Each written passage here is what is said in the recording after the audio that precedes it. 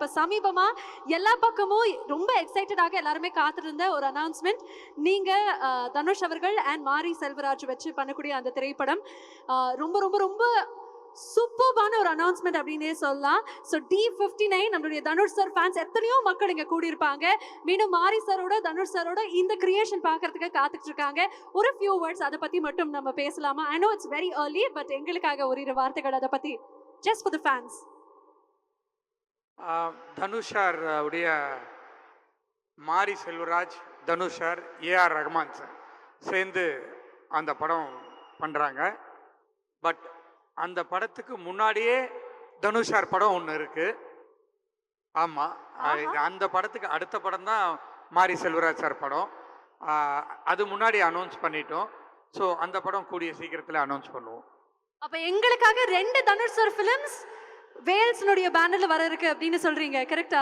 கண்டிப்பா. இல்ல, இன்னுமே நிறைய இருக்கு சர்ப்ரைஸ். அதுதான் சார், தனுஷ் சாரோட படம் மட்டும் 2 இருக்கு. காலையில கேட்டோம், என்ன சொல்லலாம், கொஞ்ச நாள் வெயிட் பண்ணுங்க, ஒரு 10 நாள்ல நிறைய அனௌன்ஸ்மென்ட்லாம் வருது அப்படினா. ஆமா சார். அதே மாதிரி இப்ப ரீசன்ட்டா இந்த மூக்குத்தி அம்மன் 2 சார், இது வரைக்கும் நாங்க படத்தினுடைய ட்ரெய்லர் லான்ச் இல்ல ப்ரீ ரிலீஸ் ஈவென்ட் இல்ல படத்தினுடைய ஆடியோ லான்ச் அவ்வளவு கிராண்டாக பார்த்திருக்கோம்.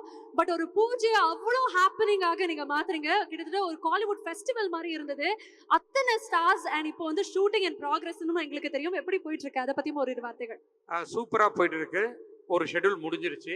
இப்போ அடுத்த ஷெட்யூல் பொள்ளாச்சிக்கு போயிட்டு இருக்காங்க. Beautiful sir. Yes, super. இந்த டைம்ல ஜஸ்ட் பிகாஸ் ஐஸ்வரி சார் வந்து அவரோட நல்ல மனசுக்கு நன்றி சொல்றதுக்காக இன்னைக்கு நம்ம பக்கத்துல வந்து குருஜி சார் இருக்காரு.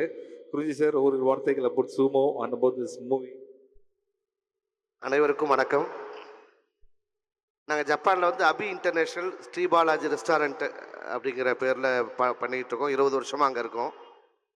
இந்த சுமோ படம் வந்து இதுக்கு உதவியாக நாங்கள் அமைஞ்சது வந்து இது எல்லாமே கடவுள் சித்தம். எப்படி உருவாச்சு, எப்படி முடிஞ்சது அப்படிங்கிறதுலாம் அந்த இடத்துல சிவா சாரு, ராஜு மேனன் சாரு, ஓஷிமின் இவங்கெல்லாம், அஃப்கோர்ஸ் பிடிவி கணேஷ் இவங்கெல்லாம் எவ்வளோ இதுக்காக மெனக்கிட்டாங்க அப்படிங்கிறது நல்லாவே தெரியும். இதுக்கு எல்லாம் இவங்க பல கஷ்டங்கள் பட்டது வந்து நான் நேரில் பார்த்த வரைக்கும் இந்த படம் ஒரு செதுக்கப்பட்டது எப்படி உருவாகணும். அதாவது செலவுகள் வந்து சாதாரண செலவு இல்லை. இந்த ஊரில் விற்கிற தக்காளி வந்து ஒரு தக்காளி வந்து $1 அங்கே அப்படியே ஆல்மோஸ்ட் 150 ரூபா 100 ரூபாய்க்கு ஒரு தக்காளியை விற்குங்க.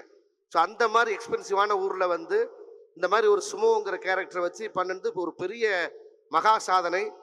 இதில் நிறைய இந்த credits goes to Siva sir. ஏன்னா அங்கே அவ்வளோ உழைச்சாரு. அஃப்கோர்ஸ் அடுத்தது டைரக்டர் கோஷிமின் சார். இதுக்கு பல சவால்கள் வந்தது. அந்த சவால்கள் இயற்கையாலையும் சரி, மற்றபடி ஆட்கள் சேர்க்கிறதா இருக்கிறதாலும் சரி, எல்லாமே வந்து கடைசி நிமிஷங்களில் அரேஞ்ச் பண்ணுறது ரொம்ப சவாலாக இருந்து ரொம்ப நல்லா கொடுத்தாங்க. ஆனால் இவ்வளோ சீரியஸாக இருக்கிற இந்த மேடை அந்த மாதிரி இருக்கிறது ஜாலி தான். ஒவ்வொரு நாளும் வேற மாதிரி தான் போவாங்க. ரொம்ப சிறப்பாக ஜாலியாக போகும். ரொம்ப நல்ல மாதிரியாக முடிச்சது. கடவுள் புண்ணியத்தில் இந்த படம் வந்து பெரிய மகா வெற்றியாக அமையணும். ஸோ இதுக்கு எல்லாம் ஒரு காரணம் யாருன்னா ஒரே ஒரு மனுஷர், ஐஸ்வரி கணேஷ் சார். அதாவது ஒரு கேள்வி இல்லைங்க அவங்க கிட்ட இருந்து. அதாவது நான் அங்கே வந்து இருந்து ஆர்கனைஸ் பண்ணி எல்லாத்தையும் அரேஞ்ச் பண்ண வரைக்கும் கண்டிப்பாக சார் வந்து ஒரே ஒரு 2 நிமிஷத்து வீடியோ மட்டும்தான் பார்த்து ஓகே சொன்னார். எனக்கு அது தெரியும். அதன் பிறகு அங்கே என்ன செலவாகுது ஏது என்ன ஒரு வார்த்தை கூட கேட்டதே கிடையாது. நாங்கள் அந்த பில் அனுப்பும்போது கூட எந்த விதத்துலையும் இது எதுக்கு கூட எதுக்கு குறைச்ச அப்படிங்கிறது எந்த விதத்துலையும் கேள்வி